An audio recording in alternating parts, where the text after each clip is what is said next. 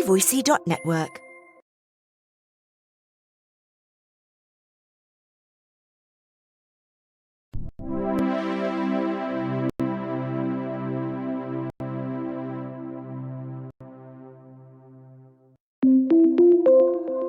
Voicey.network.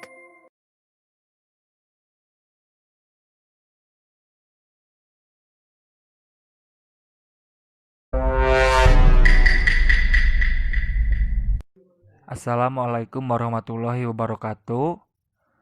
Perkenalkan, kami dari kelompok 10 yang beranggotakan pertama, saya Angga Maulana dan teman saya.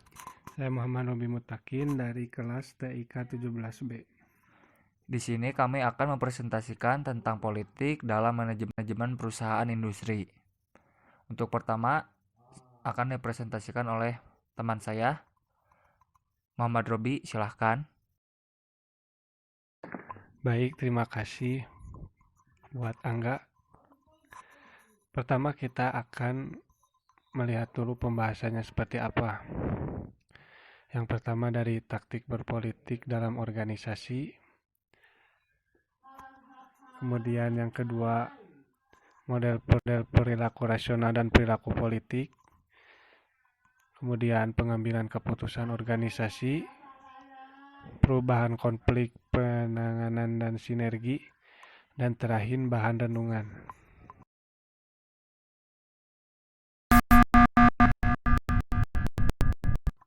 Oke, yang pertama kita akan membahas taktik berpolitik dalam organisasi.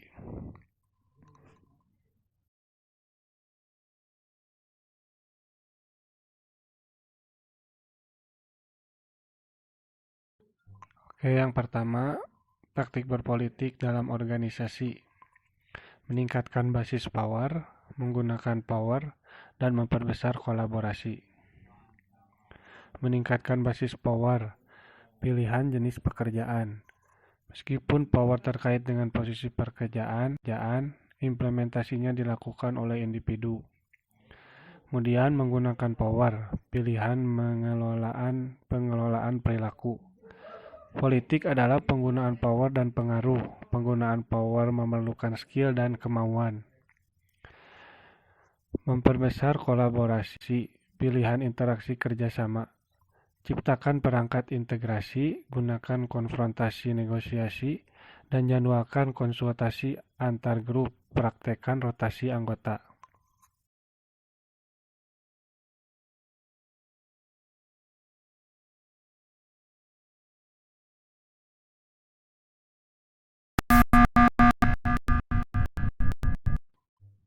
Model perilaku rasional dan perilaku politik.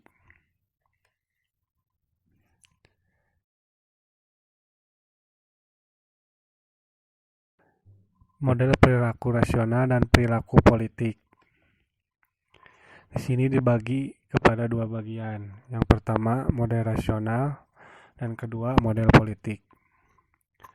Model rasional, pimpinan dari organisasi bersifat rasional, tidak random, atau acak, atau aksidental. Sasaran jelas, pilihan bersifat logis atau objektif. Model politik, organisasi terdiri dari kelompok-kelompok terpisah yang sering bertentangan dengan kepentingan interes, sasaran dan nilai-nilai yang saling berlainan, sehingga menimbulkan argumentasi berpolitik dan aspek kegiatan politik.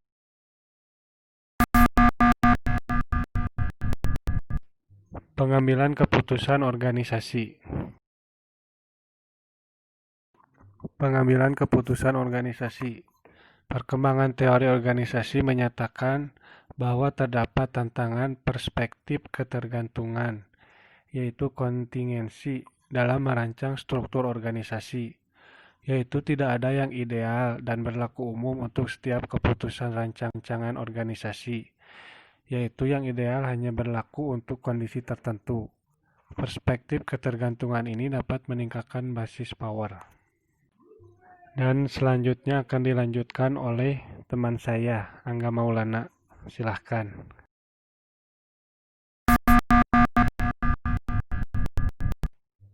Selanjutnya, perubahan konflik dan sinergi.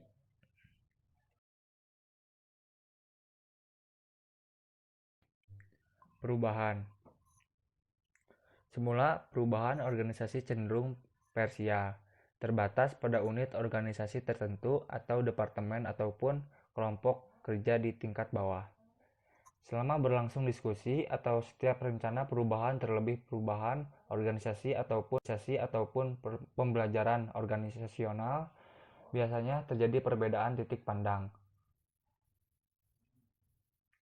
Untuk perbedaannya sendiri, untuk gejala konfliknya yang dialami dalam individual, yang pertama ketegangan meningkat, yang kedua ketidaksepakatan meningkat, menolak satu sama lain, keempat kesalahan meningkat, kelima percaya kepada komunikasi informasi, keenam ketidaksepakatan untuk pemecahan. Dan dalam organisasi, gejala konfliknya yang pertama komunikasi terputus, meningkatnya keterlambatan absen, ketiga produksi menurun, keempat keluhan karyawan meningkat, kelima komplain dengan pelanggan, keenam angka keluar masuk karyawannya meningkat.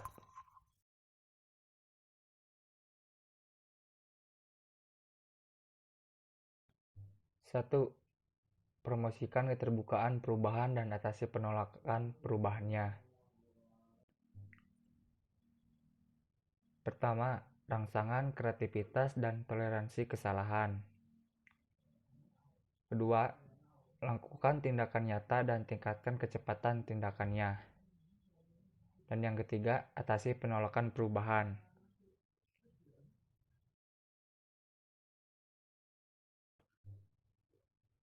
Untuk yang pertama, rangsangan kreativitas dan toleransi kesalahan,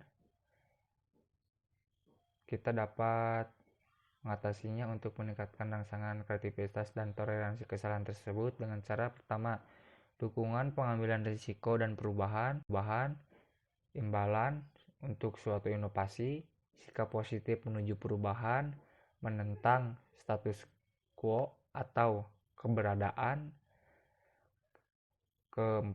Selanjutnya, kesalahan dalam batas tertentu diterima sebagai sesuatu yang normal. Selanjutnya, setiap orang mempunyai kebebasan untuk membuat perubahan. Dan terakhir, hindari untuk senantiasa bertindak.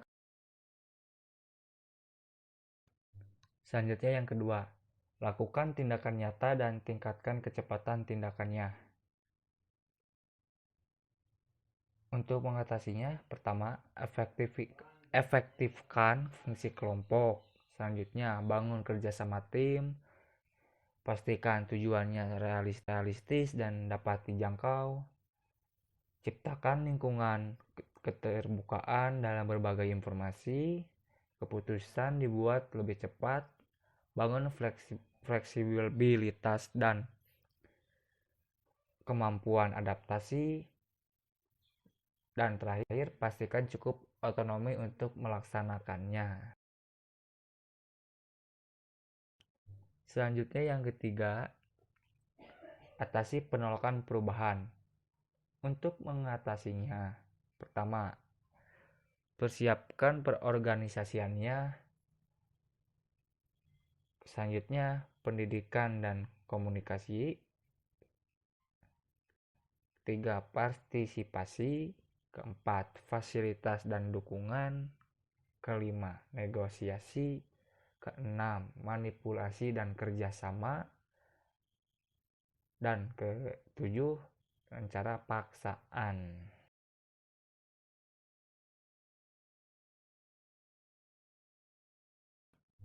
Nah, untuk selanjutnya yang kedua itu sumber penolakan perubahan. Di dalamnya terdapat sumber penolakan individual yang dimana proses pemilihan, penilaian informasi, ketakutan situasi, faktor ekonomi, rasa aman, dan kebiasaan. Selanjutnya, sumber penolakan organisasi yang dimana di dalamnya itu terdapat kelembaban struktural, ancaman kemampuan alokasi sumber daya, ancaman kemampuan kekuatan, ancaman bagi para ahli, kelembaban kelompok, dan fokus pada perubahan. Selanjutnya, kecenderungan sikap manajemen, yaitu pertama, ada kalanya tetap ngotot menggunakan sistem yang sedang berjalan sebagai suatu hal yang baku atau tidak dapat diubah. Berikutnya, membenarkan atau membiarkan penyimpangan yang ada terhadap yang paling baik. Berikutnya, tidak secepatnya melakukan koreksi terhadap kesalahan dan ketakutan mengambil resiko. Selanjutnya, yang ketiga, sumber konflik dalam organisasi. Terdapat berbagai penyebab yang menimbulkan konflik dalam organisasi sebagai berikut. Pertama, ketentuan yang mendua. Kedua, goal yang bertentangan. Ketiga, nilai keyakinan yang berbeda. 8, masalah komunikasi. 9, tugas saling tergantung. 10, sumber daya langka. Yang keempat, sumber konflik individual. Mengapa terjadi konflik? Nah, jika kita identifikasi atau pahami, ada beberapa perbedaan dari berbagai sumber konfliknya. Berikut contoh sumber konfliknya. Pertama, lingkup persoalan yang bergeser. Selanjutnya, persepsi sudut pandang. Selanjutnya, penafsiran. Terus, kemampuan, prasangka, pengalaman, kapasitasnya. Literatur, pembanding, tingkah laku, belenggu emosional atau kurang empati. Terus, prinsip hidup dan nilai yang dianut. Selanjutnya, paham tidaknya tujuan atau visi. Dan yang terakhir itu kepentingan.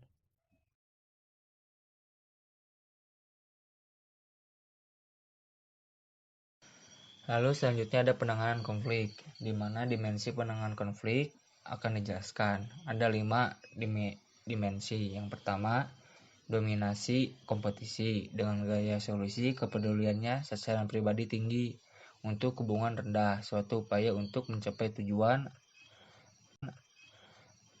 dengan mengakibatkan terhadap pihak-pihak yang berkonflik seperti menyaingi dan mendominasi. Pendekatannya adalah menang kalah. Lalu ada yang kedua, kompromi. Dengan gaya solusi, kepedulian sasaran pribadi medium untuk hubungan medium. Masing-masing pihak yang berkonflik harus menyerahkan sesuatu, maka terjadilah saling memberi. Maka konflik berakhir dengan persetujuan bersama. Dan selanjutnya ada kolaborasi. Dengan gaya solusi, kepedulian tinggi untuk hubungan tinggi. Masing-masing pihak ingin memuaskan semua pihak. Ada kerjasama untuk hasil yang saling menguntungkan. Lalu ada akomodasi atau menurut. Dengan gaya solusi, kepedulian sasaran pribadi rendah untuk kepedulian tinggi. Dalam hal ini, pihak-pihak yang berkonflik ingin memenangkan pihak lawan, bersedia menempatkan kepentingan pihak lawan di atas kepentingan pribadi. Selanjutnya ada menghindar. Dengan gaya solusi, kepedulian sasaran pribadi rendah untuk hubungan rendah. Seseorang yang menyadari adanya konflik memberikan reaksi dengan menarik diri atau memendam konflik tersebut.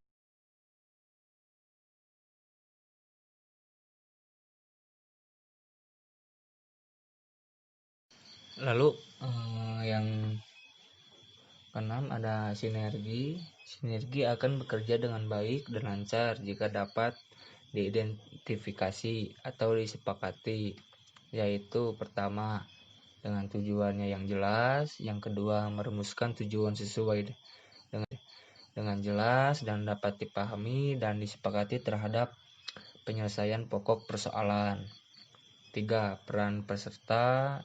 4. Menetapkan masing-masing peserta sehingga diperoleh otonomi, komitmen, keterlibatan, dan dukungan yang diharapkan. Yang kelima, ada mekanisme atau caranya. Yang keenam, menentukan tata cara pelaksanaannya setelah dipahami dan dikuasai prosesnya. 7. Mengembangkan keterampilan interpersonal, diantaranya komunikasi, terutama untuk memotivasi. Yang kedua, team building dan dinamika kelompok, lalu kepemimpinan, terus solusi konflik, saling berbagi informasi dan terbuka, lalu saling mengedukasi, serta satria. Yang terakhir, saling mengingatkan dan saling menikmati keberadaan.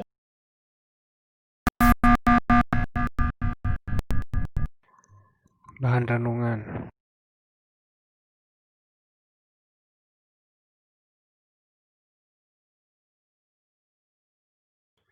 Bahan renungan. Kegagalan manusia umumnya tidak memasang nilai yang dianut kuat menetapkan tujuan hidup. Kelakuan baik dan kesuksesan manusia adalah memberi arti bagi kemaslahatan umat dengan akhlak mulia dan berbagi kebahagiaan dengan pengikut unggul. Perlakuan buruk dan kehancuran manusia dalam membodohi umat, serakah, iri, dan serta lumpuh sistem kejiwaannya. Keunggulan adalah berilmu dan berkeyakinan yang dapat diteladani untuk kemajuan peradaban umat. Sekian presentasi dari kami. Semoga materi yang kami presentasikan bermanfaat bagi kita semua, terutama untuk kami yang mempresentasikannya. Dan saya ucapkan terima kasih banyak kepada Bapak dosen selaku dosen dari mata pelajaran manajemen perusahaan industri yang telah memberi waktu untuk presentasi. Assalamualaikum warahmatullahi wabarakatuh.